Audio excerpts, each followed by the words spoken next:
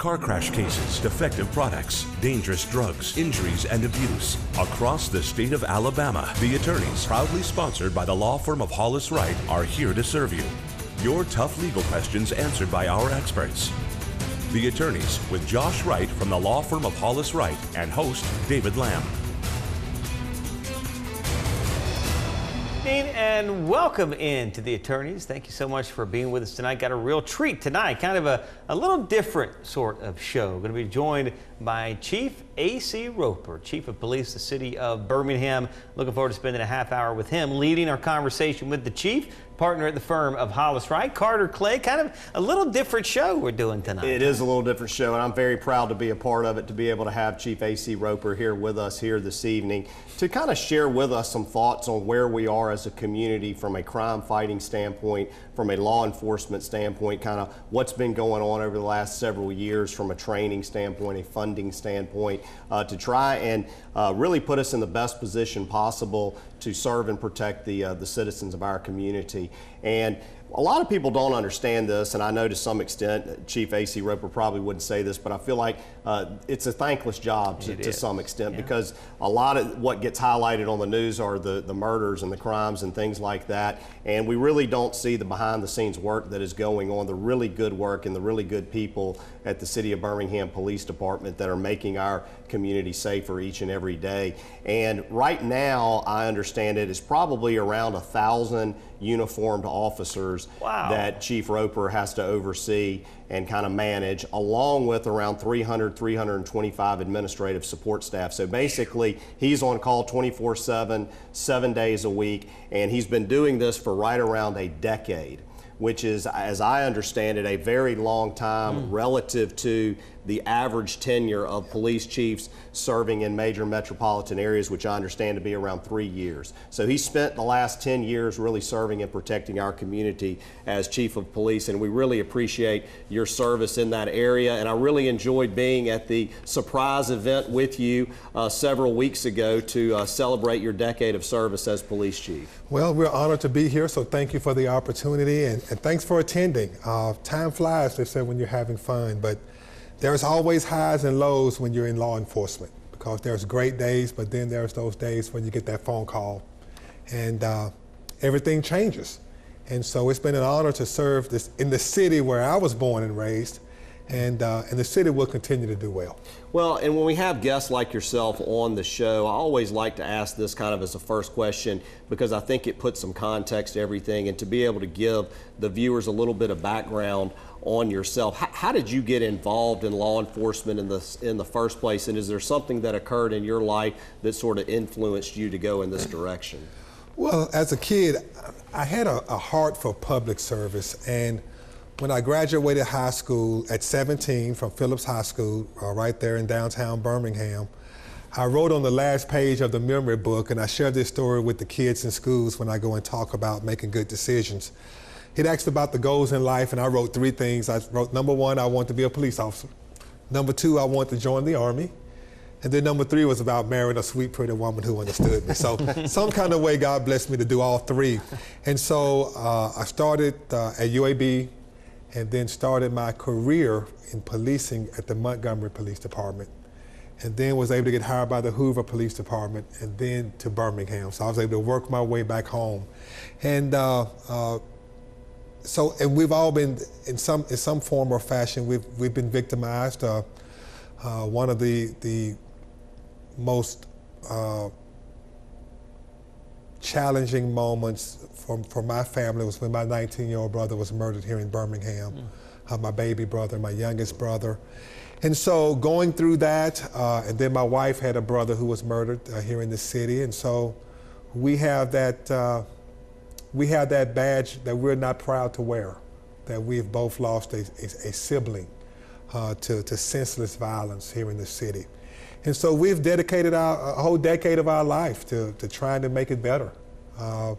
And so we're proud of the work that's been done and the work that will continue to be done to improve the quality of life here in the city. Well, no doubt those experiences certainly give you a strong passion for serving and protecting and getting up every day to try and protect and serve the Birmingham community at large. Yes, it does, because when I meet with a mother of a homicide victim or a sibling, I can say I've been there. Right. And I know what happens when you get that phone call and time stands still. And I know what happens when my brother's birthday rolls around, even today, and how that affects my mom. And so I'm able to touch them in a spot where it's sensitive, and they know that I have the empathy and the sympathy because we've walked that road before. And what we want to do as a community is reduce the number of families that have to go through that. Right. But it takes more than the police department because we're working extremely hard.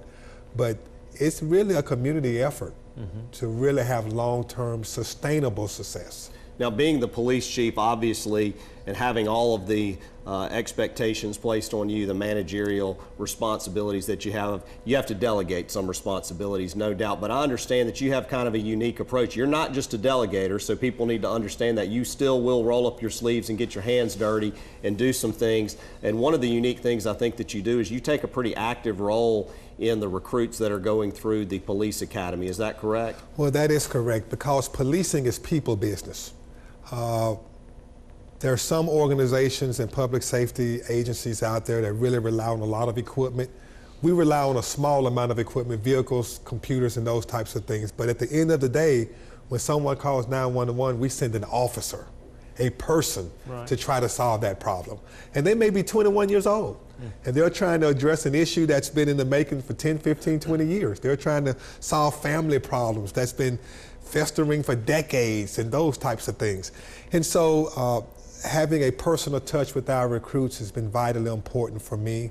I've always welcomed them early on in the academy, the first day, sometimes the second day if there's chaos on the first day, because they have to understand that this is serious business. Sometimes there's chaos. Oh yes, yeah. Sometimes those drill instructors over there are really going after it to really make them understand this is public service. Yeah. But I help teach the ethics class with every recruit class because I want them to hear from the chief how important ethics and integrity and making good decisions and how that affects the badge. Yeah.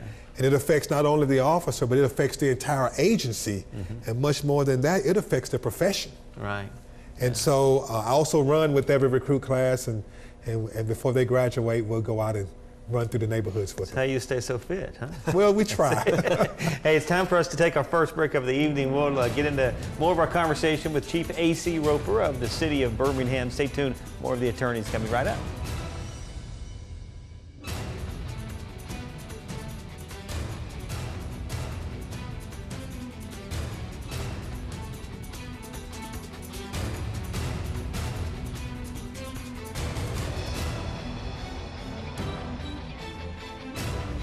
I'm Josh Wright with the law firm of Hollis Wright, a personal injury law firm.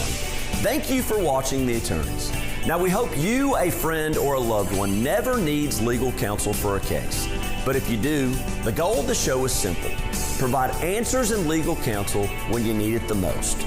Your call to the show is free, so if you have questions specific to the show or related to other accident or injury-related topics, you can call, email, or text us. Or you can also follow us on Facebook or Twitter, or simply contact us by going to hollis-wright.com and click on the Contact Us link.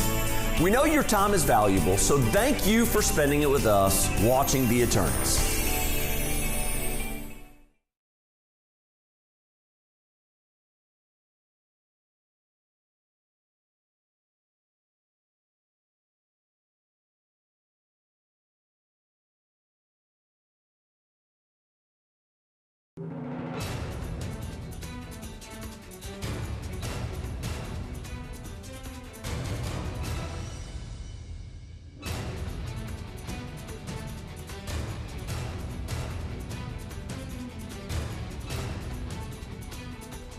Welcome back into The Attorneys, a special edition of the show tonight, visiting with Chief A.C. Roper, the police chief of the city of Birmingham for a decade here with Carter Clay, partner at the firm Hollis Wright. You know, one of the things that I know people who know you and have heard you teach and preach and a number of things, and they say great things about that aspect of your role. How much would you say your role as a police chief, you feel, is as much a calling as the teaching, as the preaching, or as a pastor? Because it seems like it's something that your faith really impacts your life. Well, it does, and I believe it has been a calling. It's been an assignment for me, and I believe for anyone to be successful in this type of public service, it has to be a calling. It has to be more than a job, right? Because you can do other types of work and make more money, be home on the weekends, work bankers type hours. But in our line of work, I mean, we send officers out there around the clock, and we answer almost 50,000 calls a month. And so someone has to respond. And so that's why I'm so proud of the team, from the officers to our professional staff members that answer those calls down in the 911 Communication Center.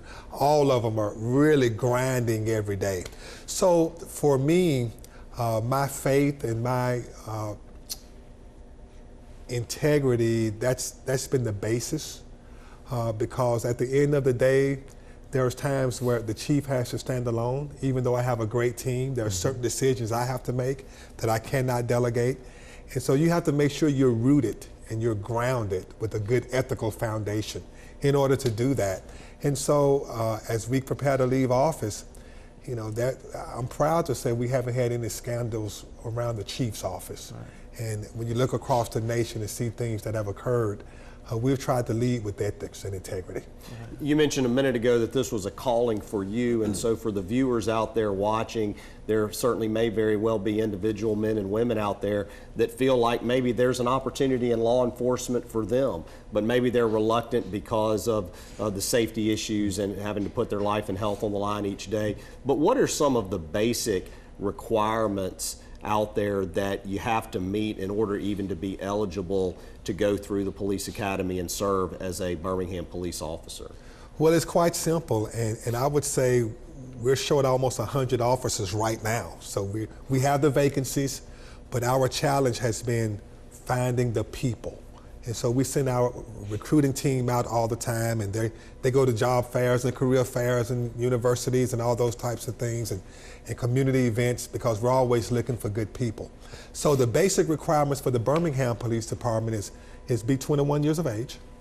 You apply through the Jefferson County Personnel Board, and you can do it on the web, jobsquest.org, and put in the application online. A high school diploma is the minimum education requirement. But if you only have a high school diploma, there is a basic skills test that you have to take. If you have any type of college degree, you don't have to take that exam. And then from there, it's medical, you know, making sure you're physically fit. There's a physical agility test. There's a polygraph, or what's commonly referred to as a lie detector test. There's a background check, a psychological evaluation. So it's a very stringent hiring process. But then this drug thing pops up. So if you've used marijuana, you would have to have been marijuana free for a year. But then the hard drugs will preclude you. They will prevent you from being hired. Well, what is the attrition rate within the Birmingham Police Department? Or are you constantly struggling with individuals in the Birmingham Police Department transferring over to perhaps other community police departments that are perceived to be, I guess, safer areas in which to patrol? Well, we have that problem constantly, because other agencies recognize two things: that our officers are very well trained, and let me speak about that training for just a moment. The state requires a 13-week police academy. Our recruits go through a 21-week academy. So you can see by almost 50%, we're beyond the state's minimum requirements. So they know our officers are well trained, but they also know they're very experienced. When you've worked in our city, you've seen a little of everything. And so most of the agencies around us will pay higher salaries. So that means that when they start recruiting, they look at the Birmingham Police Department as a source for new people.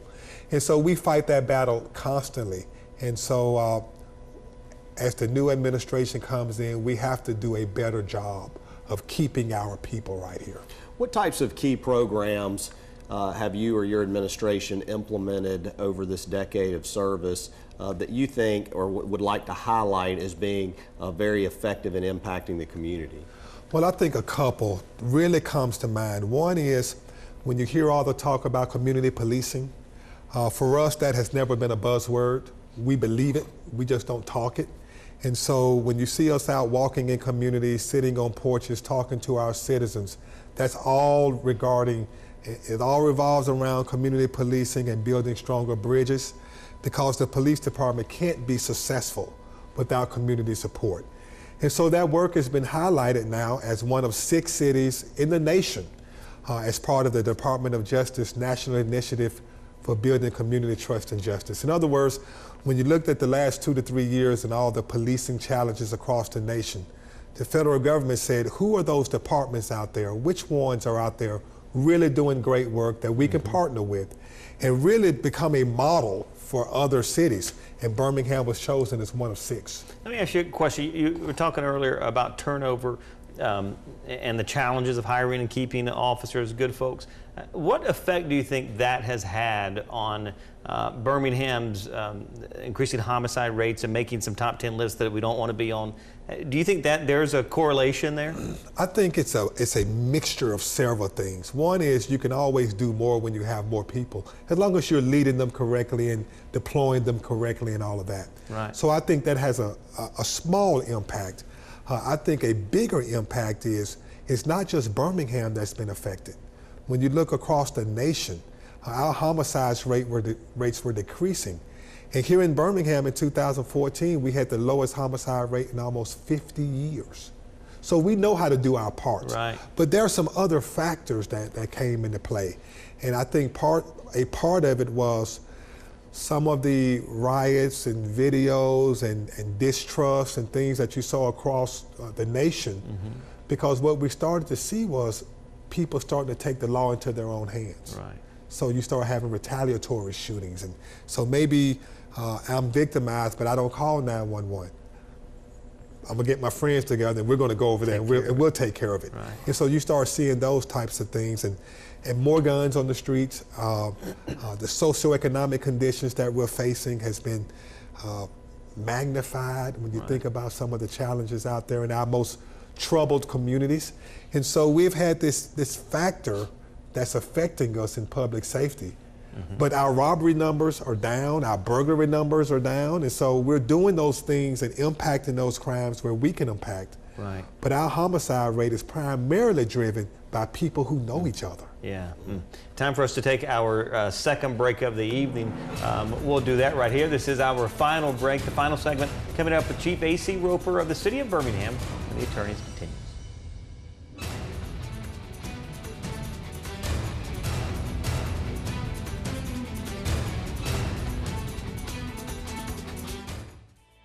I'm Josh Wright with the law firm of Hollis Wright. Now, we often hear the phrase burden of proof when it comes to civil or criminal lawsuits. It's the level of proof that a plaintiff must meet to win their case. But these burdens change whether you're in a civil or a criminal court. So in this week's Legal 4-in-1, we're answering the question, who holds the burden of proof and what is the burden in the case? Let's start with civil cases. Civil cases are brought by a plaintiff who claims they have been injured by some way by a defendant. Because there is no chance of jail time, since the injury does not amount to a crime, the burden of proof is not as difficult as in criminal cases. The level of proof here is called preponderance of the evidence. In general terms, that means the plaintiff must prove that it is more likely true than not true that the defendant is responsible for the plaintiff's injuries. You've seen the scales of justice before. Both parties have to fill those scales up with evidence to support their position. If the plaintiff can fill his scale up with just a bit more evidence than the defendant, the plaintiff wins the civil case and is entitled to a verdict. Now, the stakes are much higher in a criminal case than that of a civil case. That's because a criminal defendant could lose his freedom or even his life if he's found guilty. So who holds the burden of proof in a criminal case? Well, the state does, because the defendant is being accused of breaking state law. The state has to prove beyond a reasonable doubt that the defendant is guilty. It's the heaviest burden in the justice system. The evidence has to be so convincing that the jury believes beyond any reasonable dispute the defendant is guilty. Probably guilty just isn't enough in these cases. The law requires the jury to find the defendant not guilty if there is any doubt at all. Please remember, your call, email, or text to the attorneys is free. All of us at Hollis Wright want to help answer your questions on real issues you face. Remember, a competent lawyer will respond to every question you send in. That's our pledge and promise to you. Thanks for watching The Attorneys.